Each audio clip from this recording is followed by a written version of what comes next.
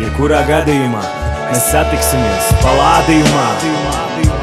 Tur skatuve ir tik liela, lai visi redzētu, tev pat nevajadzēs lūgt. Kas tur uzstāsies ar dzīvo grupu, diez vai kāds tur dejos tango vai sambu, bet apu gan mēs uzspēlēsim kopā ar Dagambu. Jūs jau zinat, ka man patīk atmosfēra feina, tāpēc uzaicināju Ants Grīvu, Arnu Rečinsku un Māru Upmanu Holšteinu. Ar manu skatuves Viesturs Jegorovs, Girs Rozentāls. Atceries, Palādījums nav klubs, bet koncerts zāle, tāpēc vienalga, kāds datums rakstīts tavā pasē, paņem draugus, draudzenes un laid uz biļešu servisu kasē.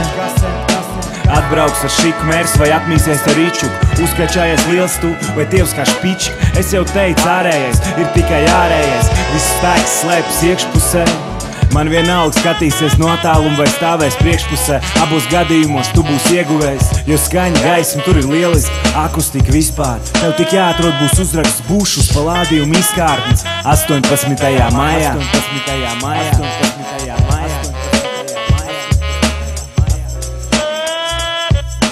18. maijā Rīgā centrā Palādījumā hip-hop dzīvējā uzspēlēsim. Tev tik jāatnāk uz turien, vispārējo izdarīsim mēs. 18.